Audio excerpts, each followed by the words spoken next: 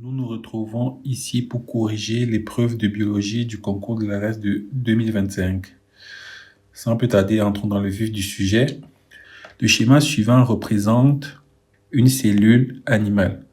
Alors, qu'est-ce qu'on peut remarquer? On peut remarquer déjà dans cette cellule qu'on a au total 6 chromosomes et que les chromosomes se ressemblent 2 à 2. Donc, en ce qui concerne la formule chromosomique de cette cellule, je rappelle que la formule chromosomique est constituée, s'écrit telle qu'elle, AN égale B. A représente le nombre de jeux de chromosomes, c'est-à-dire les chromosomes qui se ressemblent, et B représente le nombre total de chromosomes. Dans notre cellule, par exemple, on peut voir que les chromosomes se ressemblent 2 à 2, donc on peut dire que A égale 2, je rajoute le N et égale et le nombre total de chromosomes 6. Donc, la formule chromosomique de cette cellule est 2n égale à 6. Donc, ça, c'est la première chose. La deuxième chose, on peut voir que dans cette cellule, il y a des chromosomes. Ça veut dire que cette cellule-ci est dans la phase de division et n'est pas en interphase du coup. Parce que si on voit déjà des chromosomes et pas de la chromatine, on est en division. Maintenant, en ce qui concerne la division, on a deux types de division dans la cellule animale. Soit la division qu'on appelle la mitose, soit la méiose. C'est quoi la différence entre les deux? C'est que la division méiotique, c'est une division qui est une succession en fait de deux divisions qui va aboutir à la formation des gamètes. Ok. Et comme on peut le voir sur cette image, il y a de grosses différences. Premièrement, on peut voir que durant la mitose, les chromosomes se mettent sur le plan équatorial de façon individuelle. Ok. Avec les deux couleurs que vous pouvez voir, on peut voir que le chromosome bleu ne cherche pas son frère chromosome bleu pour s'aligner. Il se met seul et le chromosome rouge pareillement. Alors que vous pouvez voir que dans la méiose, ici en bas, c'est différent parce que les chromosomes se rangent sous forme d'homologues sur le plan équatorial de duplet. Ok? Ils se rangent ensemble sur le plan équatorial. Donc, si nous revenons dans notre question, on peut voir qu'ici, les chromosomes sont rangés sur le plan équatorial ensemble. Donc, nous sommes en méiose et pas en mitose. Une fois que tout ceci est dit, nous pouvons répondre à notre question. Il s'agit d'une cellule dont n égale à 6. Non, au contraire, on a 2n égale à 6. OK? Donc, c'est faux. Engagée dans la gamétogenèse, donc c'est correct. Je rappelle que la méiose est l'une des étapes de la gamétogenèse et même l'étape la plus importante de la gamétogenèse. Donc, c'est vrai. En métaphase de mitose, non, elle n'est pas en mitose, elle est en méiose. En phase S de l'interphase, c'est également faux puisqu'on venait de dire que la cellule était en train de se diviser. La réponse correcte est dans la réponse B. Question suivante. Laquelle de ces propositions se rapportant à la synthèse des protéines est fausse? Donc, nous devons choisir ici la réponse qui n'est pas correcte. La formation du lien qui unit les acides aminés est catalysée par un ARN. Donc, cette réponse est correcte, donc il ne faut pas la cocher. La traduction d'un ARN se fait dans le sens 5' vers 3'. Donc, comme vous pouvez le voir sur le schéma ci-après, un ARN messager a un bout, on appelle une coiffe qui est 5', avec le carbone numéro 5 du sucre qui est libre, et une extrémité 3 qui est la queue. Et la lecture se fait effectivement toujours dans ce sens-ci. Donc de 5' vers 3'. Donc c'est la réponse qui est également, c'est une réponse qui est correcte, donc il ne faut pas la coucher.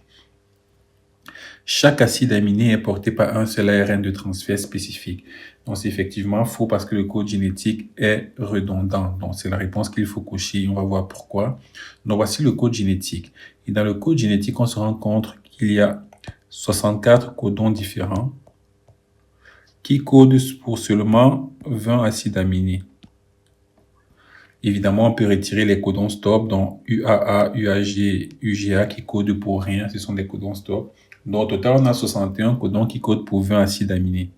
Donc vous pouvez facilement déduire qu'il y a plusieurs codons qui donnent le même acide aminé. On peut le voir sur le code génétique ci-après. On peut par exemple voir que UUU et UUC sont deux codons différents mais qui codent pour le même acide aminé. On peut voir également que AUU et AUC codent pour le même acide aminé. On peut voir également qu'ACU et ACC codent pour le même acide aminé. Donc, le code génétique est redondant. Ça veut dire que plusieurs codons et donc par conséquent plusieurs anticodons et donc par conséquent plusieurs ARN de transfert peuvent coder pour le même acide aminé. On va dire que le code génétique est redondant. Donc, un l'acide aminé ne correspond pas à un codon. Un codon est spécifique d'un acide aminé, mais un acide aminé peut provenir de plusieurs codons, et donc de plusieurs anticodons, et donc de plusieurs acides, et donc de plusieurs ARN de transfert, autant pour moi. As-tu besoin d'aide pour te préparer au concours de médecine ou de dentisterie? Arche Tutoring organise une prépa intensive de 2 mois. Au programme, 200 heures de cours en direct réparties en 30 heures de biologie, 30 heures de chimie, 35 heures de mathématiques, 35 heures de physique, 40 heures pour les matières non scientifiques, notamment le raisonnement, et 30 heures de correction détaillée de tous les anciens sujets. Des enseignants disponibles 24 heures sur 24 pour répondre à tes préoccupations. Des concours blancs et un suivi individuel toutes les 2 semaines pour évaluer ton évolution. Rejoins-nous dès ce 30 juin et donne-toi toutes les chances de réussir ton concours. Et nous t'offrons les 3 premiers jours de cours gratuitement. Contactez-nous dès maintenant.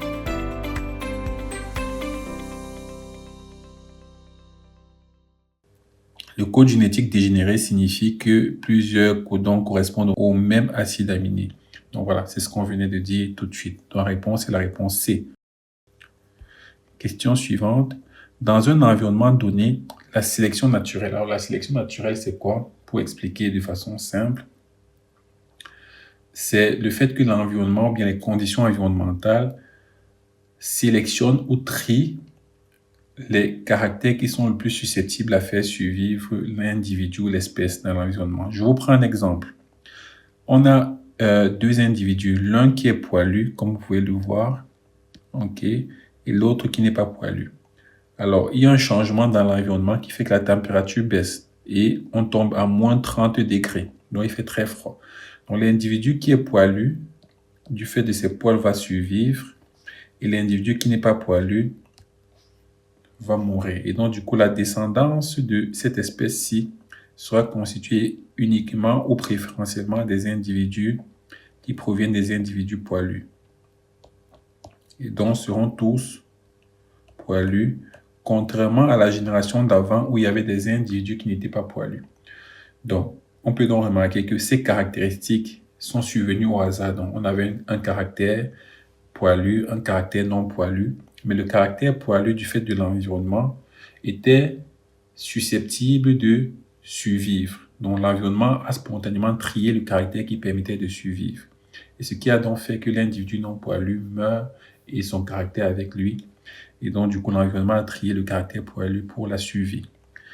C'est donc ça la sélection de l'environnement des caractères.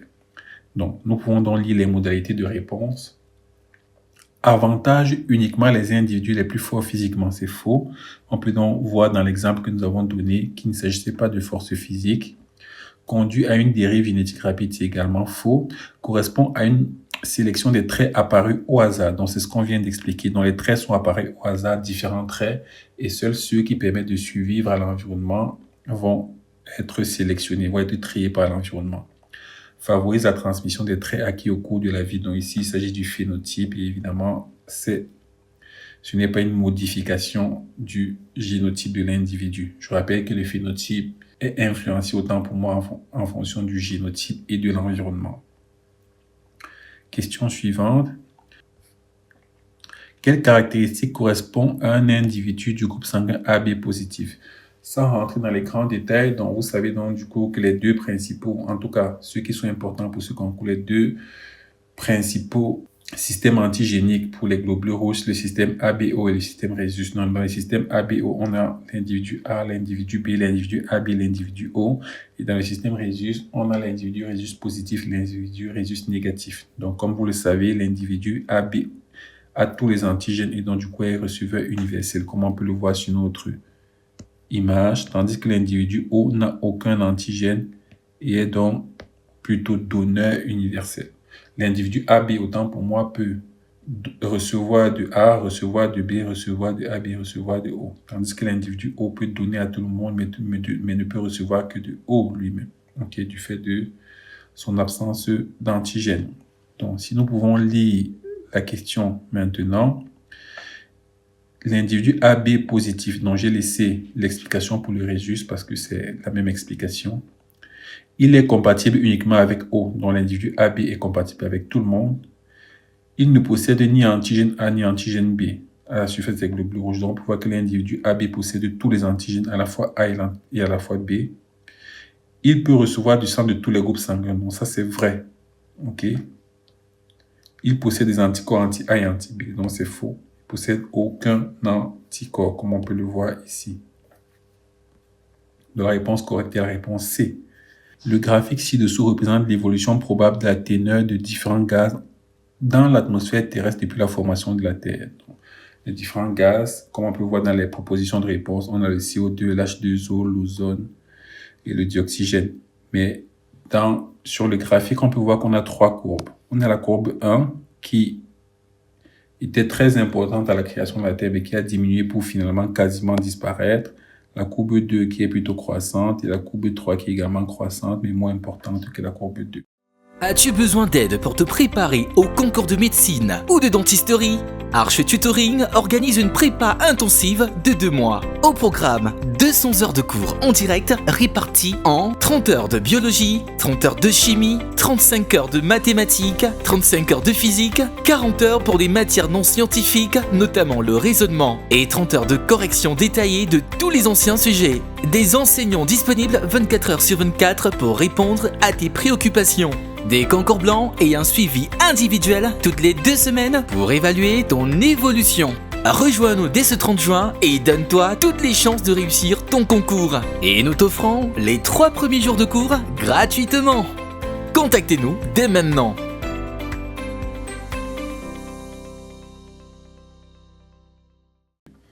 Et on nous demande de rattacher ces graphiques-ci aux différents gaz. Donc, première chose à savoir, c'est quel était le gaz qui était le plus important lorsque la Terre a été créée à 4,6 millions d'années. Dans ce gaz, évidemment, vous le savez, c'est le dioxyde de carbone et dans le CO2 qui était le gaz le plus important. Donc, il n'y avait pas de dioxygène, okay? Il n'y avait pas de vie, il n'y avait donc pas de photosynthèse, donc il n'y avait pas de transformation du CO2 et de l'eau en O2. Et donc, du coup, on peut déduire ensemble que le CO2 était le gaz le plus présent à ce moment. Donc, on peut déjà effacer toutes les réponses qui ne mettent pas CO2 comme étant le graphique numéro 1. Donc, on efface la réponse C et la réponse D.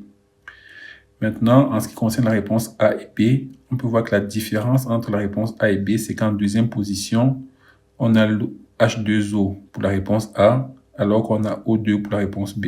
Mais pour le reste, c'est pareil. Première position, CO2, CO2. Troisième position, O3, O3. Donc, on peut conclure déjà que le graphique numéro 3, c'est O3. Et donc, ce qui nous manque à choisir, c'est le graphique numéro 2. Le graphique numéro 2, soit va correspondre à H2O, soit va correspondre à O2. Et c'est évident de déduire que de nos jours, c'est-à-dire à la fin du graphique, le gaz qui est le plus important dans l'atmosphère entre H2O et O2, c'est évidemment O2. Okay? Donc, le dioxygène, on en a pour 21% dans l'atmosphère, alors que l'O2, on en a pour moins d'1%. Donc, c'est la réponse B qui est correcte. Question suivante. Laquelle des propositions se rapportant aux cellules est fausse? L'ATP est produit dans les mitochondries et les chloroplastes. Non, c'est quelque chose qui est vrai. Donc, comme vous le savez, la mitochondrie, c'est l'organite qui produit l'énergie, qui produit la plus grande quantité d'ATP. Donc, c'est notamment l'organite où on a le cycle de Krebs et la chaîne respiratoire. Le chloroplaste aussi produit de l'énergie, si vous ne le saviez pas, parce que c'est le lieu où on transforme l'énergie lumineuse des rayons solaires en énergie chimique, en ATP. Et cet ATP-là sera utilisé pour la réaction anabolique de la photosynthèse. Donc, cette réponse-là est vraie, donc on ne la coche pas. La membrane du REG est en continuité avec la membrane externe de l'enveloppe. Comme vous le savez également, et comme vous le voyez sur ce schéma, le REG ou réticulum endoplasmique granuleux a pour rôle de fabriquer ou de synthétiser les protéines. Or, les protéines, pour être synthétisées, on a besoin de l'ARN messager. Et l'ARN messager est fabriqué où? Dans le noyau. Donc, l'ARN messager est fabriqué dans le noyau et sort directement pour aller au ribosome. C'est la raison pour laquelle le REG, dans le réticulum endoplasmique granuleux, est en continuité directe et est toujours proche du du noyau et donc de son enveloppe. Donc, c'est une réponse qui est vraie aussi, on ne la couche pas. Le centre de la bicouche lipidique des membranes cellulaires est hydrophobe. Comme vous pouvez le voir sur ce graphique également, la membrane cellulaire est constituée d'une bicouche de phospholipides. Les phospholipides, ça ressemble à ça. On a les têtes que vous pouvez voir sur notre graphique comme étant bleues, qui sont hydrophiles, c'est-à-dire qui aiment l'eau. Et on a les queues, comme vous pouvez le voir sur notre graphique, qui sont hydrophobes, c'est-à-dire qui détestent l'eau. Ok? Et comme vous pouvez voir, le milieu de la membrane est constitué de queues. Et donc, le milieu de la membrane est hydrophobe. Ok? Et donc, du coup, c'est une réponse qui est également vraie. Les polyribosomes ou polysomes ne sont observés que dans le cytosol des cellules eucaryotes. Donc, ça, c'est une réponse qui est fausse. Donc, on trouve donc les ribosomes dans les cellules eucaryotes aussi. Ok? Ce qu'on ne retrouve pas dans les cellules prokaryotes, ce sont tous les autres organites, hormis les ribosomes isolés. C'est bon? Donc, on a tous les autres organites. On a les mitochondries, l'appareil de Golgi et tous les autres organites dans la cellule eucaryote. Mais dans la cellule prokaryote, on a uniquement les ribosomes. Question suivante. Un paléontologue découvre les restes fossilés d'un animal dans une couche sédimentaire datant de la fin du Crétacé. Le fossile présente les caractéristiques suivantes. Dents pointues, des doigts griffus, des signes d'homéothermie, 4 membres charnus, une queue osseuse, des pavillons externes. À quelle classe appartient l'animal dont les restes ont été retrouvés? Donc ça, c'est une question très facile. Donc, il suffit de connaître les caractéristiques des différents types d'animaux. Par exemple, le fait de savoir qu'il y a des signes d'homéothermie, c'est-à-dire que ce sont des êtres vivants qui sont capables de réguler leur température. On dit souvent animaux à sang chaud. On peut déduire de cette remarque que ce ne sont ni des poissons ni des reptiles, et j'ajouterais même ni des amphibiens. Donc, c'est soit des mammifères, soit des oiseaux. Et donc, pour faire la différence entre les deux, c'est facile. Les dents pointues, ce sont les mammifères. Ok, donc c'est la réponse A qui est correcte.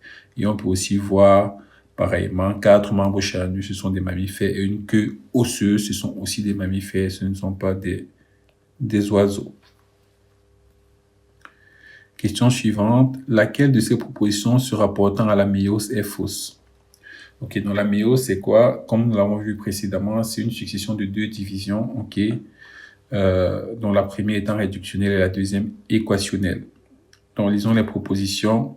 En anaphase 1, une cellule humaine renferme 92 molécules d'ADN, ou 92 molécules d'ADN pour les Belges.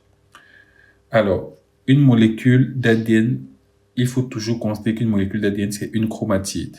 Donc, en gros, on est en train de nous poser la question de savoir est-ce qu'une cellule humaine comporte 92, 92 chromatides en anaphase 1? La réponse, c'est vrai, puisque en anaphase 1 de méiose, un chromosome a 2 chromatides et au total, on a 46 chromosomes. Donc, pour le nombre total de chromatides, c'est 46 fois 2 qui nous donne bien 92.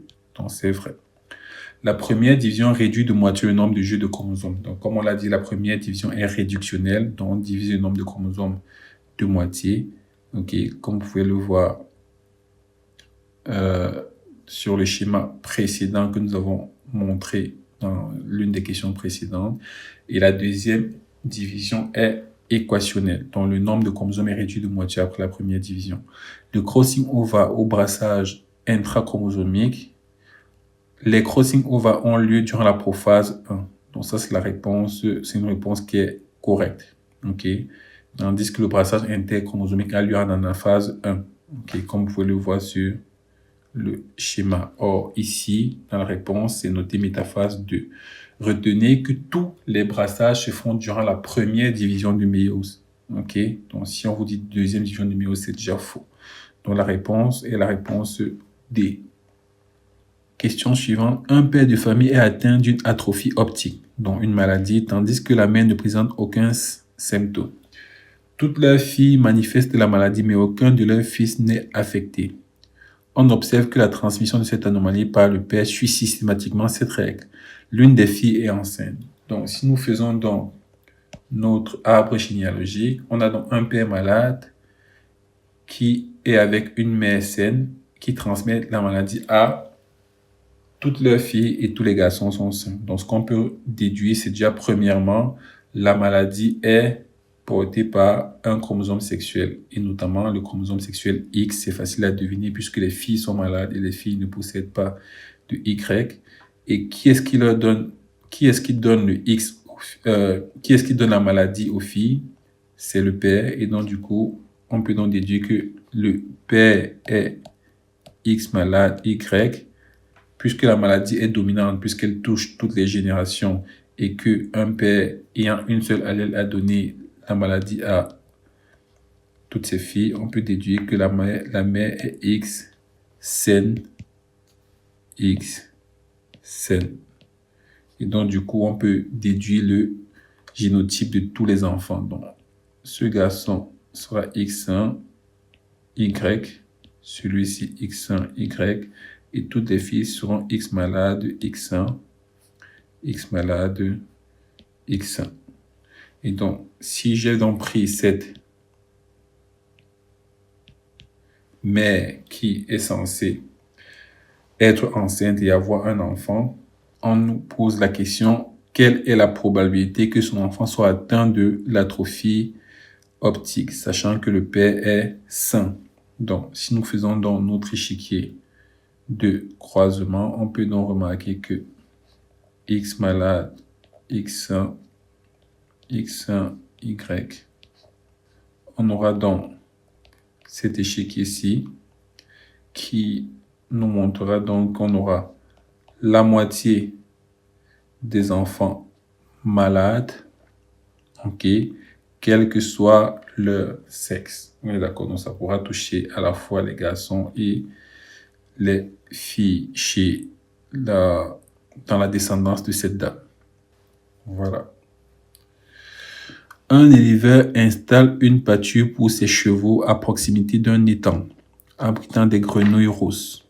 La biodiversité de l'endroit est grande. On y retrouve de nombreuses espèces végétales indigènes comme des fougères, des prêles et des érables sycomores. Pour augmenter l'oxygénation de l'eau, l'éleveur introduit l'élodée du Canada dans un étang. En l'espace d'un an, la qualité de l'eau de l'étang s'est nettement améliorée, favorisant le développement de la faune et de la flore locale, mais attirant aussi les grenouilles taureaux, dont la niche écologique est similaire à celle des grenouilles rousses. 2 ans plus tard, les grenouilles rousses ont complètement disparu. Okay? Donc, parce que les grenouilles taureaux sont arrivées, les grenouilles rousses ont complètement disparu. Et plusieurs chevaux sont morts après avoir ingéré des graines d'érable sycomore connues pour leur toxicité. Que met en évidence ce texte? Donc, on peut par exemple simplement remarquer qu'il y a une compétition entre plusieurs espèces. Je prends un exemple entre les grenouilles rousses et les grenouilles taureaux pour les mêmes ressources, okay, le même aliment. Et donc, du coup, la réponse correcte, c'est une compétition interspécifique. Donc, je rappelle que interspécifique, c'est entre différentes espèces et intraspécifique, c'est dans la même espèce. Sur ce, nous avons donc fini la correction de notre sujet. À la prochaine. Abonnez-vous. Ciao. As-tu besoin d'aide pour te préparer au concours de médecine ou de dentisterie? Arche Tutoring organise une prépa intensive de 2 mois. Au programme, 200 heures de cours en direct réparties en 30 heures de biologie, 30 heures de chimie, 35 heures de mathématiques, 35 heures de physique, 40 heures pour les matières non scientifiques, notamment le raisonnement, et 30 heures de correction détaillée de tous les anciens sujets. Des enseignants disponibles 24 heures sur 24 pour répondre à tes préoccupations. Des concours blancs et un suivi individuel toutes les 2 semaines pour évaluer ton évolution. Rejoins-nous dès ce 30 juin et donne-toi toutes les chances de réussir ton concours. Et nous t'offrons les 3 premiers jours de cours gratuitement. Contactez-nous dès maintenant.